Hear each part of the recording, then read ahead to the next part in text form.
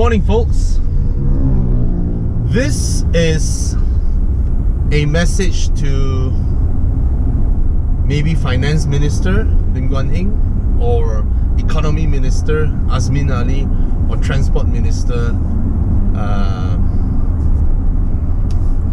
I forgot your name. Transport Minister Anthony Loke. Okay. I've thought long and hard about how at least North-South Highway, okay, or East Coast Highway, or those longer distance one, okay, I have no solution for those highways in our city, those that intersects our city, like Kerinci and all that, okay. Those I do not have a solution yet, because they shouldn't exist at the first place, right? Those kind of highways hinder the growth of a city.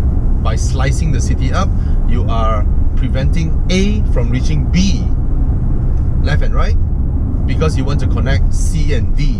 Alright? Let's talk about those interstate highways. Okay, interstate meaning those that runs through a few states, the long and big ones, like North-South Highway. Let's think through it. Why governments privatize these projects? Because it allows the private sector to pitch for better design, lower costs, and then to build and maintain and run the highway, and then they get to collect toll to reimburse what they have put up front, right? They need to pay back to the banks and all that, and the highways need upkeep and maintenance. There's nothing free in this world, okay? There's no way it can be free. However, it's about identifying the value chain and then park it where it's supposed to be, right? The highway operators, let's not call them operators, they are operators because they built them, right? Let's call them the highway builders. They need to be paid back, hence they became the operators, right? And in order to collect your toll efficiently and effectively, you have to block off your highway, right? You have to cordon it off, block it off, so that there is an entry and an exit, so that it protects your economic benefits for putting up front and building the highways, right? Can I pass through? Okay, I have a roof box up front. That's why I almost forgot about it. Okay. But think about it. Why a country needs highways? Well, it's like, duh, Bobby, are you dumb? It's to connect A, B, C, D, E, all the towns, right? It's to connect them. Now, when you build highways in this manner, and when you connect them, but because to protect the economic benefits of the highway builders and the operators, you have to block off the entire section of the highway and then allow exits to certain towns, right? To towns like Nilai, towns like Kajang, Taiping and all that. Certain towns, you identify them. The lesser the better. Why? Because it costs you some money, right? Not every town has as many residents that would exit from the town and give you economies of scale. Not every town provides that, right? Some are really small. And the building of these highways, because you need to collect toll, it resulted in the same scenario that I described just now. You connect C and D, but you block off A and B. And then you think back to those government-built roads, right? Back then, Federal Highway, Old Klang Road and all that. They connect A and B, two big townships, but because they connect them, along the way, businesses sprout up along the highway, right? Because transportation, mobility's essence is to have the flow of economic benefits, trading. Someone in Klang can sell something to someone in Cheras now because of the highway, right? The trucks drive, and along the way things develop along the highway. But you look at things, townships and commercial centers develop along roads, not highways, sorry. Highways, because it's blocked off, only the exits are benefited, alright? And that hinders the growth of our townships. That hinders the how we want to grow our cities to be larger and larger, to have suburbs, to have interconnecting satellite towns and things like that. What if there is a way for us to look into this value chain and do a little tweak about it, and then you realize I don't need to collect tolls and I can make money off it? How? Think about it this way. Let's say North-South Highway is run by one company. Let's imagine this. All the useless lands that are right next to the highway, right? Those became useless. Why? Because they are not reachable, because it was blocked off and the next exit and the previous exit is too far away. So those became useless lands. Useless. Now think about it. The entire North-South Highway, what if in order to achieve the objective of not collecting the money from the people using the highway, right, but from people benefiting from people using the highway? You get what I mean? A lot of people need to travel, and when we travel, inevitably we bring forth economic trade, right? The flowing of money and goods and services and all that. What if the highways are not blocked off? Alright? You have simple barriers, but you have a lot of exits along the entire highway.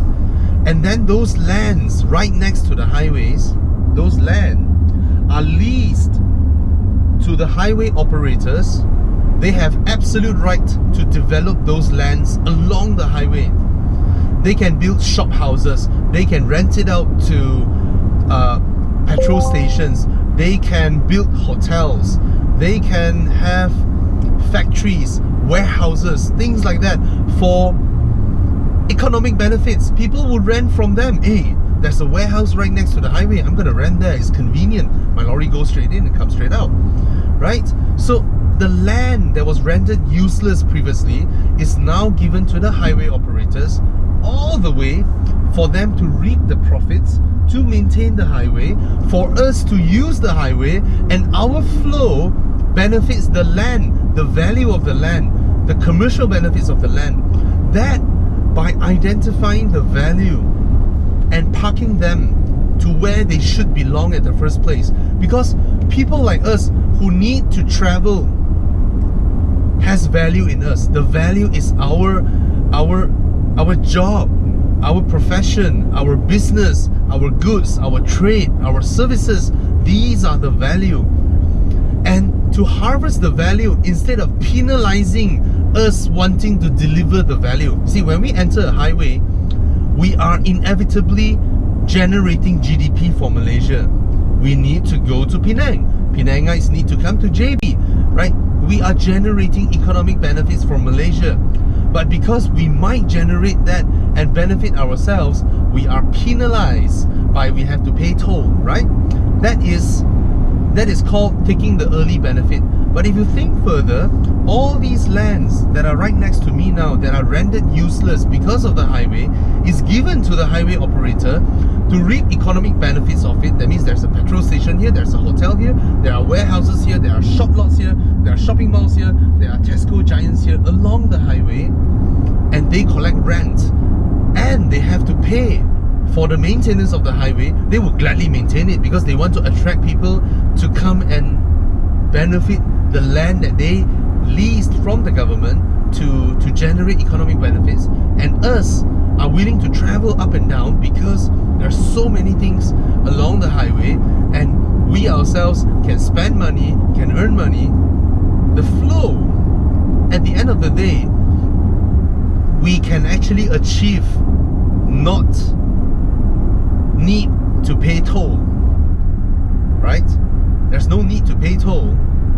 because if you structure it properly, the highway operators would earn a lot more from these lands, right? By charging, and people will gladly rent from them because it's convenient. You see? So I think this may be a simple way to look at it, and the complicated way is how to transition from current business structure of these highways to the one that I just mentioned. However, if the government is thinking of building a highway at Sarawak or Sabah and has trouble finding privateers willing to fund it because they count how many population in Sarawak and Sabah, I'm not going to build a highway because I won't be able to collect the toll. However, if you twist it around, and the banks are smart, okay? The banks will see the value in it and they will gladly fund it, because banks are willing to fund projects that are 30 years, 40 years, 50 years, right? They're willing to do it because it makes sense. So imagine this, building a highway on Sarawak, in Sarawak itself, more highways I mean, or roads for that matter, and then the land next to it is part of the plan as well, given to the operator to develop, to rent, to do all the other things. It's a joint thing. It's no longer just building a highway, right? And the banks will see the value in it. They will gladly fund it. And you're thinking, hey, just now we say no population. Nah, but when you develop things this way, it sprouts economic development.